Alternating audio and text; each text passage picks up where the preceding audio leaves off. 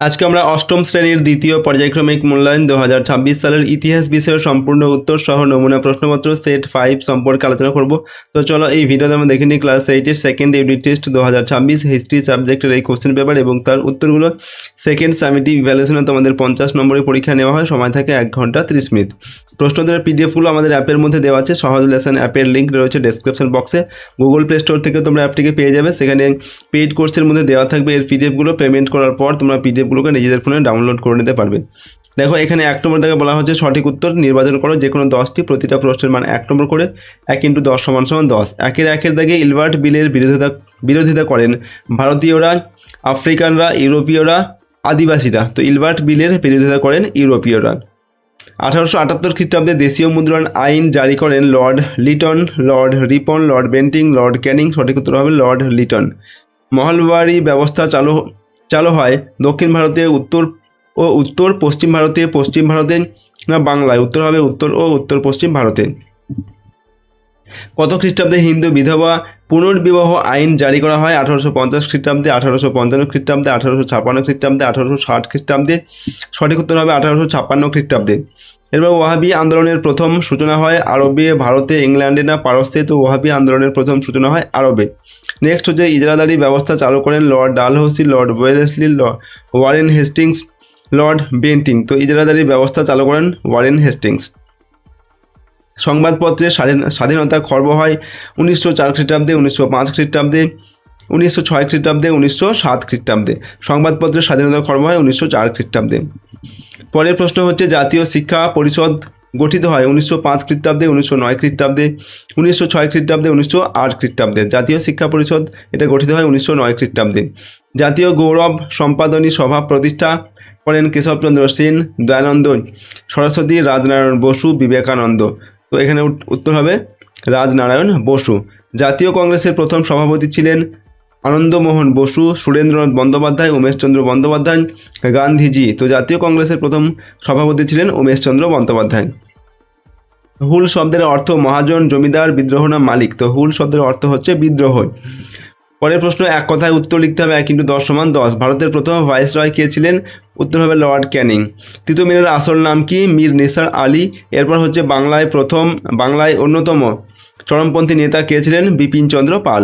কত খ্রিস্টাব্দে বঙ্গভঙ্গ রদ করা হয়? 1911 খ্রিস্টাব্দে। ইজরাদারি বন্দোবস্তের অপর নাম কি? পাঁচচালা বন্দোবস্ত। নেক্সট হচ্ছে 6 নম্বর দাগে বাংলায় বিপ্লবী আন্দোলনের মুখপাত্র এর নাম কি? যুগান্তর পত্রিকা। ঢাকা অনুশীলন সমিতিকে গড়ে তোলেন? উত্তর লিখবে পুলিন বিহারী দাস। এরপর হচ্ছে ভারত সভা কবে প্রতিষ্ঠিত হয়? 1876 খ্রিস্টাব্দে। ভারতের প্রথম পাটের কারখানা কোথায় স্থাপিত হয়? হুগলির রিসরায়। সতীদাহ প্রথাকে নিষিদ্ধ করেন লর্ড উইলিয়াম বেন্টিং। নেক্সট 3 নম্বর দাগে যে কোনো 4টি প্রশ্নের উত্তর লিখতে হবে 2-3টি বাক্যের মধ্যে। প্রশ্নের মধ্যে 2 নম্বর করে, 4 2 8 নম্বর দেওয়া আছে। সূর্যাস্ত আইন কি? 1793 সালের চিরস্থায়ী বন্দোবস্তের চুক্তির মধ্যে একটি রীতি ছিল নির্দিষ্ট দিনে সূর্যাস্তের পূর্বে রাজস্ব জমা দিতে হবে। নির্দিষ্ট সময়ে রাজস্ব জমা দিতে ব্যর্থ হলে জমিদার তার জমিদারি হারাবেন বলে উল্লেখ করা হয়। চিরস্থায়ী বন্দোবস্তের এই রীতি সূর্যাস্ত আইন বা সানসেট ল নামে সর্বাধিক পরিচিত। কবে কারা হিন্দু মেলা প্রতিষ্ঠা করেন? পণ্ডিত রাজনারায়ণ বসুর অনুপ্রেরণা ও সহযোগিতায় নবগোপাল মিত্র 1867 খ্রিস্টাব্দে হিন্দু মেলা প্রতিষ্ঠা করেন। নীল বিদ্রোহের 2জন নেতার নাম লেখো। নীল বিদ্রোহের 2জন নেতা উল্লেখযোগ্য নেতা হলেন দিগম্বর বিশ্বাস ও বিষ্ণুচরণ বিশ্বাস। নেক্সট হচ্ছে কয়েকজন নরমপন্থী কংগ্রেস নেতার নাম বলো। কয়েকজন নরমপন্থী কংগ্রেস নেতা হলেন সুরেন্দ্রনাথ ব্যানার্জি, দাদাভাই নওরোজি, গোপালকৃষ্ণ গোখলে। এরপর কার আমলে কত খ্রিস্টাব্দে রেলপথ নির্মাণ প্রকল্প শুরু হয়? লর্ড ডালহৌসির আমলে ভারতের সর্বপ্রথম রেলপথ নির্মাণের প্রকল্প শুরু হয় তার আমলে। 1853 খ্রিস্টাব্দে বোম্বাই থেকে থানে পর্যন্ত 21 মাইল রেলপথ স্থাপিত হয়। স্যার সৈয়দ আহমদের সংস্কারগুলির প্রধান উদ্দেশ্য কী ছিল? স্যার সৈয়দ আহমদের সংস্কারগুলির প্রধান উদ্দেশ্য ছিল 1 নম্বর মুসলমান সমাজে ইংরেজি শিক্ষার বিস্তার ঘটানো, 2 নম্বর আধুনিক যুক্তিবাদী ও বিজ্ঞানের চোখ দিয়ে কোরআনকে ব্যাখ্যা করা, 3 নম্বর হচ্ছে অন্ধবিশ্বাস দূর করা। এইগুলো। নেক্সট 4 নম্বর থেকে নিচের যে কোনো 4টি প্রশ্নের উত্তর লিখতে হবে 4-5টি বাক্যের মধ্যে। প্রশ্নের মান 3 করে, 3 4 12 নম্বর। নাম্বার 1 দাক্ষিণাত্য হাঙ্গামা বলতে কী বোঝেন? কৃষির বাণিজ্যিকীকরণের প্রভাবে দাক্ষিণাত্যের বিভিন্ন রাজ্যে তুলোর দাম হঠাৎ খুব কমে যায়। এই অবস্থায় উৎপাদিত দ্রব্যের দাম কমে যাওয়া এবং সাহুকার মহাজনদের কৃষক মহাজনদের কৃষকদের উপর অতিরিক্ত করের বোঝা, এই উভয়ের চাপে চাষিরা বিদ্রোহে সামিল হয়। 1875 খ্রিস্টাব্দে মে মাস থেকে সেপ্টেম্বর মাস অবধি চলা এই বিক্ষোভ দাক্ষিণাত্য হাঙ্গামা নামে পরিচিত। পরের প্রশ্ন হচ্ছে, ইলবার্ট বিল বিতর্ক কি? কোনো ভারতীয় বিচারকের ইউরোপীয় অপরাধীদের বিচার করার অধিকার ছিল না। এই অসাম্য দূর করার জন্য জেনারেল লর্ড রিপনের আইনসভার সদস্য সিপি ইলবার্ট বিচার বিভাগীয় ক্ষেত্রে এই অসাম্য দূর করতে একটি বিল আনেন। তাতে বলা হয় ভারতীয় বিচারকরা ইউরোপীয় অপরাধীদের বিচার করতে পারবেন। এর প্রতিবাদে ইউরোপীয়রা বিদ্রোহ ঘোষণা করেন। এর ফলে বিল যাতে প্রত্যাহার না করা হয় তার জন্য ভারত সভার উদ্যোগে ভারতীয়রা আন্দোলন শুরু করেন। উভয় পক্ষের এই আন্দোলন ও পাল্টা আন্দোলন বিতর্ককে ইলবার্ট বিল বিতর্ক বলা হয়। বাংলার কৃষক সমাজের উপর চিরস্থায়ী বন্দোবস্তের প্রভাব কেমন ছিল তা আলোচনা করো। চিরস্থায়ী বন্দোবস্তের মাধ্যমে জমিদারকে জমির মালিকানা দেওয়া হলেও জমিতে কৃষকের কোনো অধিকার ছিল না। ফলে জমিদার বেশি রাজস্ব পাওয়ার আশায় চাষিকে ঘন ঘন জমি থেকে উৎখাত করত। চাষির রাজস্ব বাকি পড়লে জমিদার সেই চাষের জমি জিনিসপত্র নিলাম করত। জমিদাররা কৃষকদের ওপর প্রবল অত্যাচার চালিয়ে নির্ধারিত রাজস্বের চেয়ে অনেক বেশি রাজস্ব আদায় করার ফলে কৃষকদের অবস্থা খুবই করুণ হয়ে ওঠে। এরপর দেখো 4 নম্বরে ক্ষুদিরাম বসু স্মরণীয় কেন? বিচারক কিংসফোর্ডকে হত্যার ষড়যন্ত্র অনেক দিন ধরে বাংলার বিপ্লবীরা করছিলেন। 1908 সালের 30 এপ্রিল মুজফ্ফরপুরে কিংসফোর্ডের গাড়িতে ক্ষুদিরাম বসু ও প্রফুল্ল চাকি বোমা মারেন, কিন্তু ওই গাড়িতে মিসেস কেনেডি ও তার কন্যা ছিলেন, কিংসফোর্ড ছিলেন না। পরদিন ক্ষুদিরাম ধরা পড়েন। বিচারে ক্ষুদিরামের ফাঁসি হয়। প্রফুল্ল চাকি ধরা পড়ে নিজেকে গুলি করে আত্মহত্যা করেন। ক্ষুদিরামের স্মরণে গান লেখা হয়, একবার বিদায় দে মা, ঘুরে আসি। 5 নম্বরে তিতুমির কিভাবে ব্রিটিশ বিরোধী আন্দোলন গড়ে তোলেন? তো তিতুমির ওহাবি মতাদর্শে অনুপ্রাণিত হয়ে বারাসাত নারকেলবেড়িয়া অঞ্চলে ওহাবি আন্দোলন শুরু করেন তিনি। স্থানীয় জমিদার নীলকর ও ব্রিটিশ প্রশাসনের বিরুদ্ধে আন্দোলন সংগঠিত করেন। বারাসাত অঞ্চলে একটি বাঁশের কেল্লা বানিয়ে তিতুমির নিজে বাদশাহ উপাধি নেন এবং ঘোষণা করেন কোম্পানির সরকারের শাসন শেষ হয়ে আসছেন। 1831 খ্রিস্টাব্দে বারাসাত বিদ্রোহ দমন করার জন্য ব্রিটিশ বাহিনী কামান দেগে বাঁশের কেল্লা ধ্বংস করে দেয়। 6 নম্বরে অবশিল্পায়ন বলতে কী বোঝো? অবশিল্পায়ন কিনা 1813 খ্রিস্টাব্দের পর থেকেই কোম্পানির হাতে ভারতের বাজারের একচেটিয়া অধিকার চলে যায়। ধীরে ধীরে বিভিন্ন ব্রিটিশ পণ্য ভারতে আমদানি করা হতে থাকে। ভারতীয় শিল্প ক্রমশ কঠিন থেকে কঠিনতর প্রতিযোগিতা ও বাধার সম্মুখীন হয়। দেশীয় শিল্পগুলি ক্রমশ ধ্বংস হতে থাকে। একে বলে অবশিল্পায়ন। অবশিল্পায়নের ফল, এর ফলে বিপুল সংখ্যক মানুষ কর্মচ্যুত হন। কারিগর ও শিল্পীরা জীবিকার জন্য চাষের কাজে যোগ দেয়। ফলে কৃষি অর্থনীতির উপর তীব্র চাপ পড়ে। যোগাযোগ ব্যবস্থার উন্নতির ফলে বিদেশি দ্রব্যে ভারতের বাজারগুলি ছেয়ে যায়। বিভিন্ন দেশীয় শিল্পের অবনমন ঘটে। 5 নম্বর হচ্ছে যে কোনো 2টি প্রশ্নের উত্তর লেখো 8-10টি বাক্যের মধ্যে। 5 × 2 = 10। নীল বিদ্রোহের কারণ ও ফলাফল লেখো। নীল বিদ্রোহ কি? দেখো ভূমিকা দিয়ে প্রথমে আমরা লিখছি। নীল বিদ্রোহ হচ্ছে 1859 থেকে 1860 খ্রিস্টাব্দের মধ্যে হয়েছিল। এটা ছিল বাংলায় নীল চাষিদের একটি ঐতিহাসিক কৃষক বিদ্রোহ। এই বিদ্রোহের প্রধান কারণ ছিল ব্রিটিশ নীলকরদের চরম শোষণ ও অত্যাচার।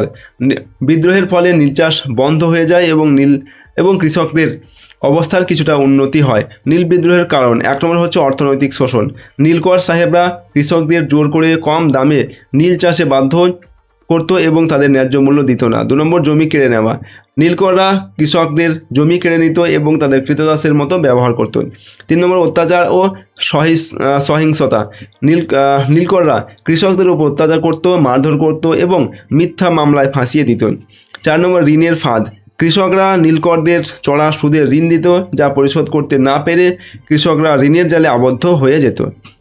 এগুলো হচ্ছে নীল বিদ্রোহের কারণ। এরপর নীল বিদ্রোহের ফলাফল কী ছিল? 1 নম্বর হচ্ছে নীল চাষের পতন। বিদ্রোহের ফলে বাংলায় নীল চাষের ব্যাপক পতন ঘটে এবং নীলকররা বিহার চলে যেতে বাধ্য হয়। 2 নম্বর আইন প্রণয়ন। সরকার নীল কমিশন গঠন করে এবং নীল চাষ সংক্রান্ত কিছু আইন প্রণয়ন করে, যা কৃষকদের কিছুটা স্বস্তি দেয়। 3 নম্বর হচ্ছে কৃষকদের সংগঠিত হওয়া। এই বিদ্রোহের মাধ্যমে কৃষকরা ঐক্যবদ্ধ হতে শেখে এবং নিজেদের অধিকার সম্পর্কে সচেতন হয়। 3 নম্বর হচ্ছে সাহিত্য ও সংস্কৃতিতে প্রভাব। নীল বিদ্রোহ বাংলা সাহিত্য ও সংস্কৃতিতে একটি গুরুত্বপূর্ণ স্থান অধিকার করে, যার প্রতিফলন আমরা বিভিন্ন সাহিত্যকর্ম ও গানে দেখতে পাই। বিদ্রোহের নেতারা ছিলেন বিষ্ণুচরণ হবে বিষ্ণুচরণ বিশ্বাস ও দিগম্বর বিশ্বাস, এরা ছিলেন নীল বিদ্রোহের নেতা। উপসংহার: নীল বিদ্রোহ ছিল ঔপনিবেশিক শাসনের বিরুদ্ধে একটি গুরুত্বপূর্ণ কৃষক সংগ্রাম, যা বাংলার ইতিহাসে এক নতুন দিগন্ত উন্মোচন করেছিল। 2 নম্বরে স্ত্রী শিক্ষা প্রসারে ঈশ্বরচন্দ্র বিদ্যাসাগরের অবদান আলোচনা করো। প্রথমে লিখছি ভূমিকা। নারী শিক্ষা প্রসারে বা স্ত্রী শিক্ষা প্রসারে ভারতীয়দের মধ্যে সর্বপ্রথম ব্যাপক উদ্যোগ নিয়েছিলেন ঈশ্বরচন্দ্র বিদ্যাসাগর। 1 নম্বর পয়েন্ট করে লিখছি আমরা বিদ্যাসাগরের উপলব্ধি। ঈশ্বরচন্দ্র বিদ্যাসাগর উপলব্ধি করেন যে নারী জাতির উন্নতি না ঘটলে বাংলার সমাজ ও সংস্কৃতির প্রকৃত উন্নতি সম্ভব নয়। সমাজের উন্নতির জন্য নারীদের মধ্যে শিক্ষার ব্যাপক প্রসার ঘটানো দরকার। 2 নম্বর হচ্ছে প্রাথমিক উদ্যোগ। মেয়েদের জন্য স্কুল প্রতিষ্ঠায় বিদ্যাসাগরের প্রথম গুরুত্বপূর্ণ উদ্যোগ ছিল ড্রিঙ্ক ওয়াটার বিটনের সঙ্গে যৌথভাবে কলকাতায় 1849 খ্রিস্টাব্দে হিন্দু বালিকা বিদ্যালয়, বর্তমান যেটা বেথুন স্কুল, এটা প্রতিষ্ঠা করেন। বিদ্যাসাগর 1857 খ্রিস্টাব্দে বর্ধমান জেলায় মেয়েদের জন্য একটি বিদ্যালয় প্রতিষ্ঠা করেন। 3 নম্বর হচ্ছে স্ত্রী শিক্ষা বিধায়নী সম্মিলনী প্রতিষ্ঠান। গ্রামাঞ্চলে নারীদের মধ্যে শিক্ষার প্রসারেও বিদ্যাসাগর গুরুত্বপূর্ণ ভূমিকা পালন করেন। এই উদ্দেশ্যে তিনি বাংলার বিভিন্ন জেলায় স্ত্রী শিক্ষা বিধায়নী সম্মিলনী প্রতিষ্ঠা করেন। 4 নম্বর হচ্ছে বিভিন্ন জেলায় বালিকা বিদ্যালয় প্রতিষ্ঠা। তিনি ব্যক্তিগত উদ্যোগ নিয়ে 1858 খ্রিস্টাব্দের মধ্যে নদিয়া, বর্ধমান, হুগলি ও মেদিনীপুর জেলায় 35টি বালিকা বিদ্যালয় প্রতিষ্ঠা করেন। এগুলিতে 13,000 ছাত্রী পড়াশোনা করত। তার ব্যক্তিগত ব্যয়ে বিদ্যালয়গুলি চলত। 5 নম্বর হচ্ছে ভগবতী বিদ্যালয় প্রতিষ্ঠা। বিদ্যাসাগর পরবর্তীকালে বিভিন্ন স্থানে আরও কয়েকটি বালিকা বিদ্যালয় প্রতিষ্ঠা করেন। মা ভগবতী দেবীর স্মৃতিতে বিদ্যাসাগর 1890 খ্রিস্টাব্দে নিজ গ্রাম বীরসিংহে ভগবতী বিদ্যালয় প্রতিষ্ঠা করেন। এরপর আমরা লিখছি উপসংহার: নারী শিক্ষার প্রসার ঘটিয়ে তাদের শৃঙ্খল মোচনী হয়ে উঠেছিল বিদ্যাসাগরের জীবনের ব্রত। তাই দেখা যায় জীবনের শেষ প্রান্তে পৌঁছেও তিনি নারী শিক্ষার প্রয়াস থেকে সরে আসেননি। 3 নম্বর টিকা লিখতে হবে মহারানীর ঘোষণাপত্র সম্পর্কে। মহারানীর ঘোষণাপত্র 1857 সালের মহাবিদ্রোহ ভারতে ব্রিটিশ শাসনের ভিত কাঁপিয়ে দিয়েছিল। এর ফলে ব্রিটিশ পার্লামেন্ট 1858 খ্রিস্টাব্দে ভারত শাসন আইন পাস করে ইস্ট ইন্ডিয়া কোম্পানির শাসনের অবসান ঘটায় এবং ব্রিটেনের মহারানী ভিক্টোরিয়া ভারতের শাসনের ভার নিজের হাতে তুলে নেন। এরই পরিপ্রেক্ষিতে 1858 সালের 1 নভেম্বর মহারানী ভিক্টোরিয়া এক গুরুত্বপূর্ণ ঘোষণাপত্র প্রকাশ করেন, যা মহারানীর ঘোষণাপত্র নামে পরিচিত। নেক্সট, মহারানীর ঘোষণাপত্রের মূল বিষয়গুলো হলো: 1 নম্বর ভারতবাসীর ধর্মীয় ও সামাজিক ক্ষেত্রে ব্রিটিশ সরকার কোনো হস্তক্ষেপ করবে না। 2 নম্বর সত্যবিলোপ নীতি প্রত্যাহার করা হবে। 3 নম্বর দেশীয় রাজ্যগুলির অভ্যন্তরীণ বিষয়ে ব্রিটিশ সরকার কোনো হস্তক্ষেপ করবে না। 4 নম্বর দেশীয় রাজ্যগুলির রাজন্যবর্গ দত্তক পুত্র গ্রহণ করতে পারবে। 5 নম্বর ইতিপূর্বে দেশীয় রাজ্যগুলির সাথে সরকারের যে সমস্ত চুক্তি হয়েছে তা বহাল থাকবে। 6 নম্বর হচ্ছে জাতি বর্ণ নির্বিশেষে সকল ভারতীয় সরকারি চাকরির ক্ষেত্রে সমান সুযোগ পাবে।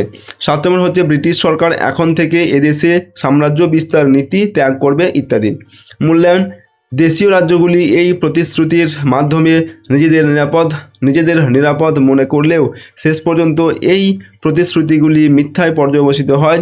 বস্তুত মহারানীর ঘোষণাপত্র ছিল একটি রাজনৈতিক কৌশল ও ধাপ্পা মাত্র। 4 নম্বর দাগে বিপ্লববাদী কার্যকলাপের পটভূমি কিভাবে তৈরি হয়েছিল, কেন বিপ্লববাদীদের অনেক উদ্যোগী ব্যর্থ হয়েছিল তা লেখো।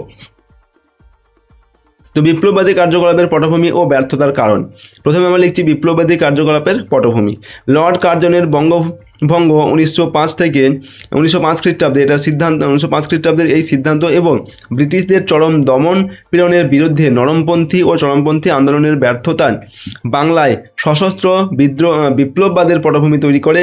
এর মূল ভিত্তিগুলি ছিল: প্রথম হচ্ছে গুপ্ত সমিতি গঠন। 1902 সালে প্রমথনাথ মিত্র ও সতীশচন্দ্র বসুর উদ্যোগে অনুশীলন সমিতি এবং পরে যুগান্তর দলের মতো একাধিক গোপন বিপ্লবী সংগঠন গড়ে ওঠে। এরপর হচ্ছে সশস্ত্র প্রস্তুতি। যুগান্তর পত্রিকার মাধ্যমে বৈপ্লবিক প্রচার, মানিকতলায় গোপন বোমা কারখানা স্থাপন এবং অত্যাচারী ব্রিটিশ রাজ কর্মচারীদের যেমন হচ্ছে কিংসফোর্ড হত্যার চেষ্টার মধ্য দিয়ে এই পটভূমি পূর্ণতা পায়। ব্যর্থতার কারণ, বিপ্লববাদীদের বহু বীরত্বপূর্ণ উদ্যোগ সত্ত্বেও আন্দোলনটি মূলত নিম্নলিখিত কারণে ব্যর্থ হয়। জনসংযোগের অভাব, বিপ্লববাদী মূলত শিক্ষিত মধ্যবিত্ত যুবকদের মধ্যে সীমাবদ্ধ ছিল। সাধারণ কৃষক ও শ্রমিক সমাজকে এই আন্দোলনে সামিল করা যায়নি। প্রশাসনের দমন ও চরবৃত্তি, ঠিক আছে, এটা একটা পয়েন্ট করে এটাকে বোল্ড করে নেবে, ঠিক আছে। ব্রিটিশ গোয়েন্দা ও দেশীয় চরের বিশ্বাসঘাতকতায় মানিকতলা বা বাঘা যতীনের বুড়িবালামের যুদ্ধের মতো বহু গোপন পরিকল্পনা আগেই ফাঁস হয়ে যায়। অস্ত্রের অভাব, বিদেশি সাহায্য যেমন জার্মানি সময় মতো না পৌঁছানোই আধুনিক অস্ত্রের অভাবে বিপ্লবীরা পরাস্ত হন। উপসংহার, ব্যাপক গণভিত্তি ও কেন্দ্রীয় নেতৃত্বের অভাবেই এই সশস্ত্র উদ্যোগগুলির ব্যর্থতার প্রধান কারণ ছিল। তুলনায় বিপ্লবীদের সম্পদ সীমিত থাকায় এই বীরত্বপূর্ণ উদ্যোগগুলি শেষ পর্যন্ত ব্যর্থতায় পর্যবসিত হয়। দেখো, আজকে আমরা তোমাদের ক্লাস 8-এর ইতিহাস বিষয়ের একটি প্রশ্নপত্রের সম্পূর্ণ উত্তর নিয়ে আলোচনা করলাম। প্রশ্নোত্তরগুলো তোমরা ভালোভাবে প্র্যাকটিস করো, খুবই গুরুত্বপূর্ণ তোমাদের সেকেন্ড সামিটিভ ইভ্যালুয়েশনের পরীক্ষার জন্য। এবং তোমাদের পাঠ্য বইয়ের যে অধ্যায়গুলো তোমাদের রয়েছে সিলেবাসের মধ্যে, সেই প্রতিটা অধ্যায় ভালোভাবে তোমরা রিডিং পড়ে নেবে, ওকে। আর যদি এই প্রশ্নদের পিডিএফগুলো পেতে চাও, আমাদের সহজ লেসন অ্যাপটিকে ইনস্টল করবে। অ্যাপের লিঙ্ক রয়েছে ডেসক্রিপশন বক্সে বা গুগল প্লে স্টোর থেকে তোমরা অ্যাপটিকে পেয়ে যাবে। সেখানে পেইড কোর্সের মধ্যে দেওয়া থাকবে। এর পিডিএফগুলো পেমেন্ট করার পর তোমরা পিডিএফগুলোকে নিজেদের ফোনে ডাউনলোড করে নিতে পারবে। তো চলো, আজকের এই ভিডিওটিকে আমরা এখানেই শেষ করছি। সম্পূর্ণ ভিডিওটি দেখার জন্য অসংখ্য ধন্যবাদ।